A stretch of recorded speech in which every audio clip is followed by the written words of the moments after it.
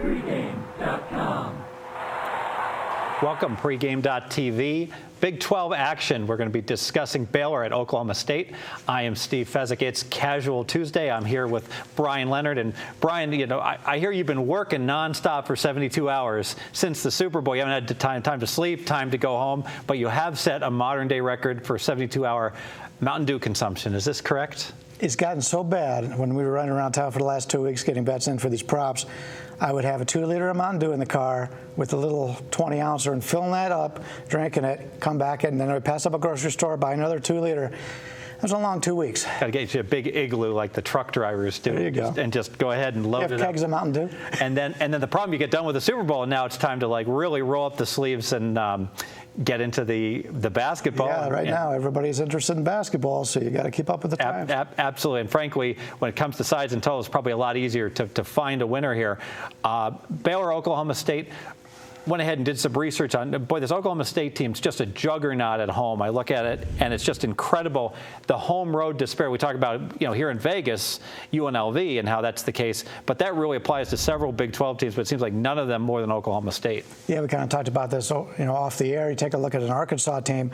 Arkansas team can't win on the road any year, and it's amazing. And then you got an Oklahoma State team now 42-18-3 ATS at home. You don't see these kind of things in the pro sports very, very often. So there's where you get some advantages in college basketball, is you have teams that don't win on the road and they continually to not win.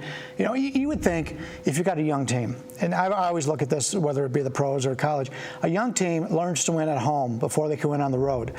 Arkansas is not young every year. Oklahoma State isn't veteran every year. There's something about these venues, the home venue here, for example, with Oklahoma State, there's something there that's they continue to win each and every year against the spread. Well, the venue definitely wasn't kind for them when they went ahead and played against Baylor and Waco.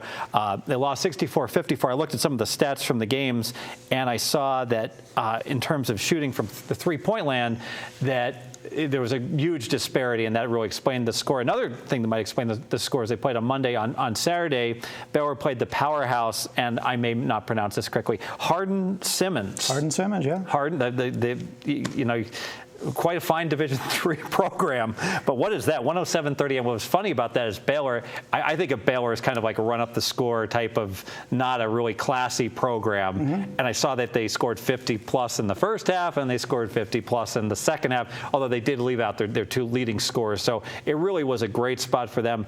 I know that we did have in the Iowa State game, Oklahoma State laid an egg in terms of against the spread. They only won by 2, but I looked at the three-point shooting. They were 6 for 16.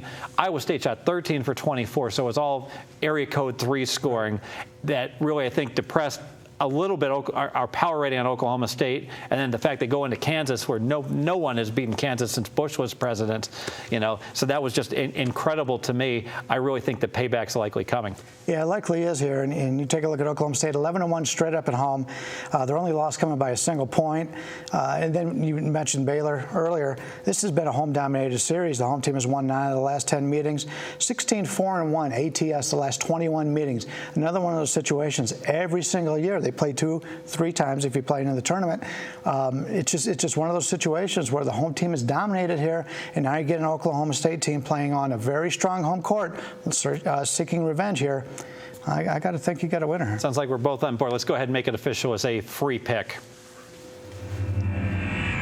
Free pick, Oklahoma State -6.5. I can cite this spread very easily against Baylor because I was doing some research for these videos. We do them Tuesday night. I went ahead and looked at the openers. I saw the 6 pop up. I grabbed it. I laid the 6. I am very confident that this is a strong play. I'm giving out as a free play, but I'm probably going to bet it for myself at a good deal more than what I would on a normal play.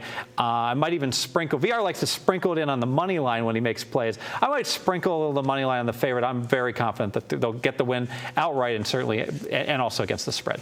I think there may be some value in the first half also in this game because Baylor coming into a place they never seem to play very well at, so we might have an advantage there. Hopefully we can make a 3-pointer or 2 along the way, but a little harder to make those 3-pointers in the NBA, and we're going to switch back to the NBA here at pregame.tv. Go ahead and check back with us. We're going to be discussing another high-profile team, the Toronto Raptors, against the Boston Celtics, so stay with us.